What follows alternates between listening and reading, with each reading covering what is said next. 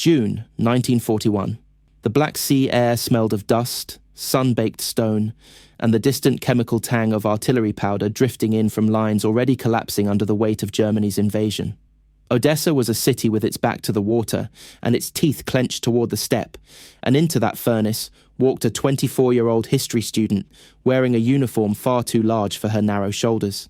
Lyudmila Pavlichenko stepped from the back of the truck with the same quiet steadiness she'd carried since childhood, her dark hair pinned tight, her mosin nagant slung across her back.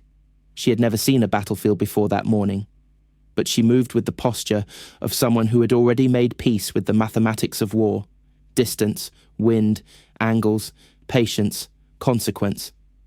The front smelled of scorched grain and ruptured earth. German artillery thumped in the distance like an approaching heartbeat. The Soviets were still pulling civilians from the ruins of warehouses hit the night before. The chaos made new recruits shrink into themselves, but Lyudmila watched everything, absorbing it the way she once studied textbooks. Her first kill came before sunrise the next morning. She had not expected it to happen that quickly. Her unit, a ragged infantry detachment thrown together in Odessa to plug the widening gaps in the front, crouched in shallow trenches as German reconnaissance units probed the edges of the defense. Lyudmila found a firing position behind a shattered brick wall, the mortar still warm under her elbows. She settled her cheek against the wooden stock of her rifle, exhaled, and let the world narrow to the dull circle of glass at the end of the scope. A German scout emerged between two trees, crouching low, scanning with field glasses. He was perhaps her own age. She felt nothing, no fear, no hesitation, only the mechanical click of thought aligning with training. She adjusted for distance, roughly 350 meters. A breeze from the left brushed her wrist. She shifted half a degree. The shot cracked through the humid morning air. The scout's binoculars fell first, clattering on stone. Then he folded. Her rifle barely kicked. She blinked once. That was all. A Soviet sergeant watching from a few meters away stared at her in silence. He had seen new recruits freeze, panic, fire wildly, pray to gods they never spoke of. He had not seen one calmly put a round through a man's chest before breakfast. "You belong here," he muttered, not sure whether it was praise or prophecy. By the end of her first day, she had 3 confirmed kills. By the end of the week, she had 12. Rumours spread through the trenches faster than rations. The young woman who shot like a ghost, who could sense movement before it happened, who spoke little and watched everything. Some men dismissed her, assuming she was lucky. Others avoided her, unnerved by the quietness that settled around her like a second skin. Lyudmila did not feel lucky. She felt focused. The war had stripped away everything unnecessary. There was only the rifle, the wind, the German silhouettes that broke the horizon, and the steady rhythm of her breath. German infantry soon learned to crawl, not walk, near her sector. They felt eyes on them, though they could never find the source. She learned to disappear into terrain. Latticework roofs, rubble heaps, the dark interior of burned farmhouses. She lay still for hours. Once, she spent a full day inside the carcass of a destroyed trolley car, her cheek pressed into cold metal, waiting for a German machine gun crew to expose themselves. She fired the moment the gunner lifted his weapon to reposition it. The bullet struck his throat. His assistant reached to help him, and she fired again. Then she slipped out the back of the ruins before the Germans could fix her location. The Wehrmacht sent more experienced officers to Odessa. Their first objective was simple: break the Soviet front. Their second emerged out of necessity: find the sniper who was killing their officers one by one. They underestimated her because she was young, because she was a woman, because she did not fit the myth of the Soviet sniper they expected. She killed them anyway. Her rifle became an extension of her anatomy. The weight of it settled into her shoulder so naturally she forgot it was there. She learned to count artillery salvos not for fear, but for cover, firing her own shots a half-second after the German guns thundered, masking her position. She relocated constantly, scrawling mental maps of vantage points, escape routes, and dead zones. Eating became mechanical. Sleep came in fragments. She lost track of days except by the kills she recorded in her notebook with tiny pencil marks. Her first officer kill shifted everything. A German Oberleutnant stepped into her field of vision near a bombed-out orchard, gesturing to his men. Officers moved differently, more upright, more decisive, more exposed. She saw immediately that he believed he was safe behind his infantry screen. She estimated 400 meters. He lifted his arm to signal, and she put a round through his temple so cleanly his body remained upright for a full second before collapsing. His men scrambled in confusion, unsure where the shot had come from. Lyudmila had already crawled 10 meters to her left, waiting for the inevitable blind return fire to strike the rocks she had occupied moments before. After Odessa, she no longer needed to convince anyone that she belonged in the war. Her superiors transferred her to more volatile sectors, areas where German assaults threatened to rip the front open. She welcomed the challenge with a calmness that unsettled even hardened veterans. She did not hate the Germans. Hatred clouded aim. She respected their discipline, their caution, their growing fear. Fear made men predictable. By the time her unit withdrew from Odessa in October 1941, her tally stood at 187. Command began to assign her specific targets: machine gun officers, forward observers, engineers coordinating bridge construction. She hunted them with the precision of someone performing surgery. Her favorite targets were the ones who thought themselves untouchable, the tank officers. Panzer officers were not easy kills. They rarely exposed themselves except during moments of command, leaning from hatches to direct infantry or coordinate movements. But those brief moments were all she needed. Her method was simple. Watch the machine, not the man. Tanks had rhythms, patterns, moments where they stalled, moments where commanders instinctively rose to look. She studied Panzer behavior like a biologist studying animals. Each variant had its own signature: the lumbering turret rotation of a Panzer IV, the sharper engine whine of a Panzer III, the way commanders gestured while shouting orders. Her most famous officer kill came at Sevastopol. The Germans were tightening the noose around the city, hammering it with artillery and aerial bombardment. The ground shook constantly, as though the siege itself were breathing. One morning, a Panzer column advanced along a ridge towards Soviet trenches, weakened by days of shelling. Soviet infantry scrambled to prepare defenses. Lyudmila crawled along a ravine, inching toward a firing position she had identified days earlier, a small depression overlooking the approach. German tanks appeared first, grey shapes in the dust, engines roaring. She ignored them. What she wanted was the man who commanded them. A Panzer III halted halfway down the slope. The commander rose from the hatch to get a clearer view of the Soviet line. He wore goggles and a dust-covered black uniform. He raised his arm. She squeezed the trigger. The bullet entered just beneath the edge of his goggles. He dropped instantly, his body slumping halfway out of the hatch. The tank lurched, lost coordination, and exposed its side to Soviet anti-tank rifles. Within seconds, it was burning. Two more tanks halted, their commanders ducking low, uncertain whether to advance or pull back. The infantry scattered, leaderless. That was when the nickname began to spread through German ranks. Die Rote Hexe, the Red Witch. A woman whose bullet could strike from nowhere, and whose calm, patient stare was rumoured to unnerve even the officers who had never seen her. It was around this time that German intelligence identified her by name: Lyudmila Pavlichenko. Her kill count was no longer a rumour. It was a threat. Hitler supposedly knew her name. She was placed on a list of priority kills, and that was when the Germans sent their own sniper after her. The duel lasted 3 days. She felt him before she saw him, a sense of being watched by someone who understood the same rules, who breathed in rhythm with the wind, who counted heartbeats between shots. She changed positions constantly, feeling the hairs on her neck rise whenever she paused too long. On the third day, she spotted the glint of his scope. It was faint, barely perceptible, like a star flickering behind smoke. She fired once, and the glint vanished. When she reached his hide position later with her unit, she found the German sniper dead, his rifle still cradled against his chest. Her kill tally rose past 200, then 250. Each number felt heavy. She did not celebrate them. They were the cost of survival, the arithmetic of war. She wrote them in her notebook because someone had to remember them.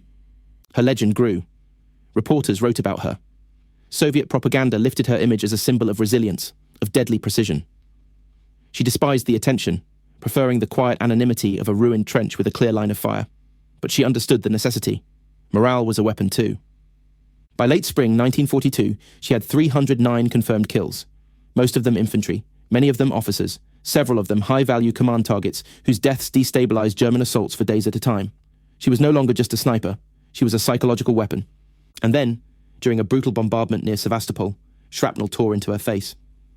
She did not remember falling.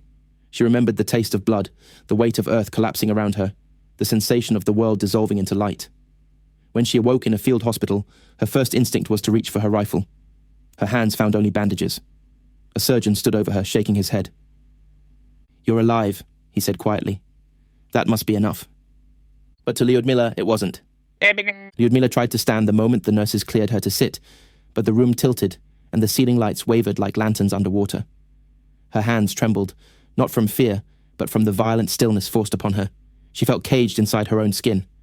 In the trenches, stillness had purpose, waiting for a breath, a heartbeat, a perfect shot. Here, stillness was suffocation. The war continued outside without her. Men she had fought beside were dying while she lay in a clean bed with white sheets that smelled of disinfectant instead of gunpowder. Her commanders visited. They praised her. They called her a hero. They told her she'd done more than any soldier could be asked to do. She listened without expression. She didn't feel like a hero. Heroes do not get dragged from the front like casualties. Heroes don't lie helpless while their comrades bleed. She repeated the same sentence to every officer who hinted that she had earned rest. I return when I can see again. Sight returned slowly, painfully, like dawn creeping through storm clouds. The doctors told her she would never regain full clarity, that the shrapnel had left permanent traces. She ignored them. She trained her eyes the way she trained her aim, forcing them to focus, pushing through headaches that felt like knives behind her temples. The first time she looked through a scope again, the image wavered. She held her breath, forced her vision to settle, and kept staring until the target sharpened. Her hands no longer shook. But by then, the Soviet High Command had already made its decision. She was too valuable to risk. Her kill count, her legend, her psychological impact, these were no longer battlefield assets, but national ones. The Soviet Union needed her alive. She was pulled permanently from the front. It should have felt like survival. It felt like exile. When she learned she would be sent abroad to promote Allied support for a second front, she stared blankly at the officer delivering the orders. "I am a soldier," she said, "not a speaker." "You are both," he replied. "Now." The journey to America was surreal. She had never traveled beyond her homeland, never imagined herself walking the streets of Washington, D.C., where buildings gleamed in the sun without bullet scars, and people strolled without flinching at distant explosions. She wore her uniform, battle-worn, decorated, unmistakable. Crowds stared, reporters swarmed, flashbulbs burst like small white grenades at her feet. She spoke reluctantly at first. Her voice was soft, her accent thick, her sentences blunt. American journalists were fascinated by her. Some treated her like a curiosity, a novelty. The girl sniper, the young woman with 309 kills. Others doubted her entirely, asking whether she truly fought or whether Soviet propaganda inflated her achievements. She met these questions with the same steady calm she carried to every battlefield. "I carried my rifle," she told one reporter. "I killed the enemy. That is why I am alive. That is not propaganda." Eleanor Roosevelt invited her to the White House. Lyudmila sat stiffly in a chair, unsure how to behave in a room filled with polished wood and quiet dignity instead of smoke and dirt. The First Lady asked about her family, her training, her injuries. Lyudmila answered sparsely, always drifting back to the men still fighting at Sevastopol, to the comrades buried under rubble while she toured foreign cities giving speeches. She spoke at rallies, she spoke at universities, she spoke to labour unions and women's groups and soldiers preparing to ship overseas. Her most famous line came not from a script, but from frustration. After yet another reporter asked if Soviet women really fought on the front lines, she stepped to the podium and said, "I am 25 years old, and I have killed 309 fascist invaders. Do you not think, gentlemen, that you have been hiding behind my back for too long?" The room erupted. Reporters scribbled furiously. Her words became a rallying cry. She did not smile. She was not trying to inspire. She was stating a fact. Yet beneath the calm, she felt the absence of the front like a phantom limb. She would wake in hotel rooms with her heart beating fast, reaching for a rifle that was never there. She sat backstage before speeches with her hands folded, wishing for the cold weight of her Mosin Nagant instead of a microphone. News from Sevastopol arrived in fragments. The siege tightened. Casualties mounted. She begged to return. Command refused. "Your war is here now," they told her. "Win this one." When she returned home months later, Sevastopol had fallen. Many of her comrades were gone. Their faces flickered through her memory one by one. Men who had laughed with her, shared cigarettes with her, whispered jokes in the trenches to keep from breaking. She felt their absence like stones in her lungs. Yet she continued to serve. She trained new snipers, sharpening them with lessons carved from experience. She was relentless. She corrected posture, breathing, trigger discipline. "Patience," she said over and over. "You cannot rush death. It comes on its own. You only guide it." Her trainees revered her. They had heard stories, whispered legends of her duels, her kill count, the German officers who died before they even knew she was watching them. Yet she never boasted. She never glorified herself. She described every kill as a job completed, nothing more. At night, she wrote letters that she never sent. She could not go back to the front. Her injuries made sure of that. The doctors insisted her eyesight would never again withstand the strain of long hours through a scope. She did not argue. For the first time, she accepted a limitation. She had outlived her purpose. She had done enough. But her mind, sharpened by years of war, refused to dull. The final months of the conflict passed in a blur. She trained more snipers, she gave speeches, she recorded testimonies about the German siege of Sevastopol. When victory finally came in 1945, she did not cheer. She cried quietly, thinking of the men who were not alive to see the world return to something like peace. After the war, she tried to return to ordinary life. She completed her education, studied history again, taught at the very university where she once walked as a young woman with books under her arm instead of a rifle. Students recognized her. They whispered behind her back, intimidated by her presence. She ignored it. She focused on her work. Yet the war never left her. Loud noises made her flinch. Crowded rooms made her tense. She had buried too many memories to ever fully return to who she once was. But she did not regret anything. Regret was for those who had choices. She had a duty, one she fulfilled with more precision and calm than perhaps any sniper in history. She never remarried after losing her first love in the war. She lived quietly, giving interviews only rarely. She avoided journalists who wanted sensationalized tales of her kills. "It was my job," she told them. "The enemy came. I stopped them." When she died in 1974 at the age of 58, she left behind a legacy measured not in medals, but in fear. The fear she planted deep in the minds of German officers who learned that death could come from a woman they never saw, from a distance they could not comprehend, with a precision they could not escape. 309 confirmed kills, dozens of officers, multiple snipers defeated in duels. A name that shifted the psychology of entire German regiments. But if you asked her what she remembered most, she would not have spoken of the number. She would have spoken of the silence before a shot, the breath held steady, the knowledge that for a brief moment she held the hinge of fate in her hands. She was not a symbol to herself. She was not a legend. She was a soldier who saw the world through a scope more honestly than most people ever see it with naked eyes. And in those eyes lived something unmistakable. The unbroken, unwavering certainty of a woman who knew exactly what she was fighting for, and what she was willing to become to win. Lyudmila's war sharpened slowly, like a blade ground against stone. In the first months, she learned the rhythm of German assaults, how they began with reconnaissance patrols, then artillery probing, then infantry waves advancing behind armoured tractors pulling supplies. But each day brought a new complexity, a new layer of brutality that hardened her resolve. The more she saw, the more she understood that precision was not simply a skill, it was a language, one she was learning faster than the enemy could adapt. She spent long nights studying terrain, committing every ridge, wall and drainage ditch to memory. She could navigate the trenches blindfolded, feeling the subtle shifts in ground beneath her palms. She learned the sound of approaching boots, how German hobnailed soles clicked differently on stone than Soviet ones, how an officer's stride carried a certain clipped authority. She listened more than she spoke, absorbing details like water into cracked earth. One evening near Odessa, as dusk bled across the sky in streaks of violet and grey, she set up a hide beneath a collapsed roof beam. Through her scope, she observed a German mortar team assembling a firing platform. They worked with the calm efficiency of men who believed themselves unseen.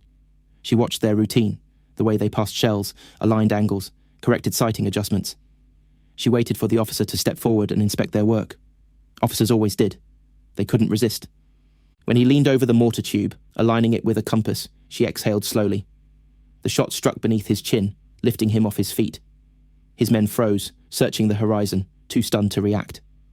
She didn't fire again. The second kill would have revealed her. One was enough to break the mortar emplacement. Without clear leadership, the team abandoned their work and retreated behind a ridge. This restraint became her signature. She killed when necessary, not when possible.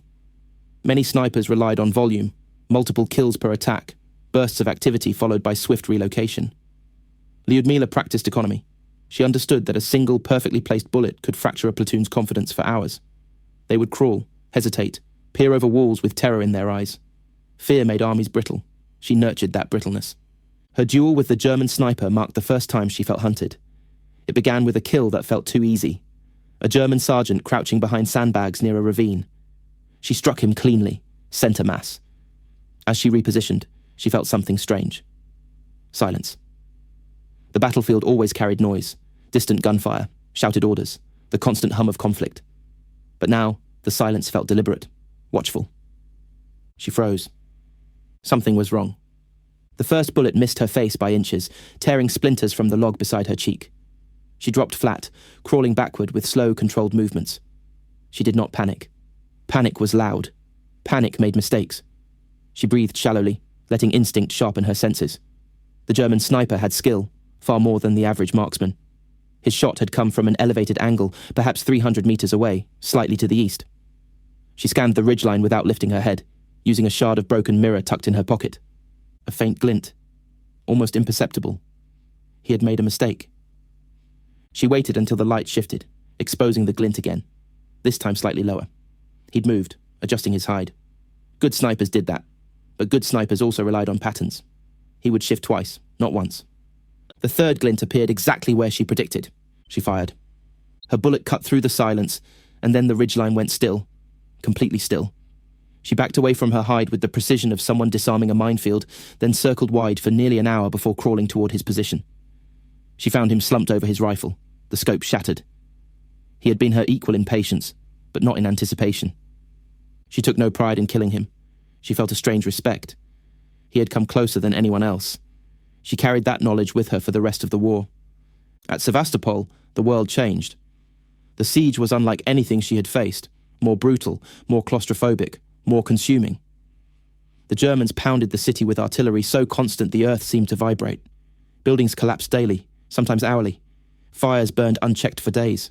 Smoke clung to the city like a curse. Snipers thrived in chaos, but even chaos has rules. Lyudmila learned to move through ruins that shifted with each bombardment. A wall that offered perfect cover in the morning might be rubble by midday. She adapted constantly. Sometimes she fired from positions so unstable she felt the ground crumble beneath her elbows. Yet she never rushed. She once spent 2 full days pinned under rubble after a bunker collapsed from shelling. She rationed her water, slowed her breathing, and waited. When she emerged at dawn on the 3rd day, covered in dust and blood, she immediately climbed into a new firing nest and killed a German officer directing assault troops at the front gate. Her comrades stared at her like she was a ghost. She barely noticed. She had work to do. Her kill count surged during these months. German forces pushed dangerously close to Soviet strongholds, giving her clear shots at officers coordinating assaults. She killed them methodically, noting details as she wrote in her notebook. Distance, weather, ammunition type. She treated each kill as data, not victory. One of her most psychologically devastating shots occurred during a lull in bombardment. A German Panzer officer climbed onto his tank to survey the field, confident behind layers of steel and infantry support. Lyudmila lay hidden beneath collapsed masonry, aiming through a narrow crack between bricks. The angle was brutal. She had maybe an inch of clearance. But she waited until he turned his head, shouting orders to his men. She fired. The bullet struck beneath his ear. He dropped instantly. The tank froze. The infantry halted. The entire German advance stalled for nearly 30 minutes while officers reorganized. In war, 30 minutes can mean victory or annihilation. But the Germans were learning too. They adjusted their tactics, reducing officer exposure, using periscopes instead of visual inspection. Lyudmila adapted again. She shifted focus to forward observers, the men who called in artillery strikes.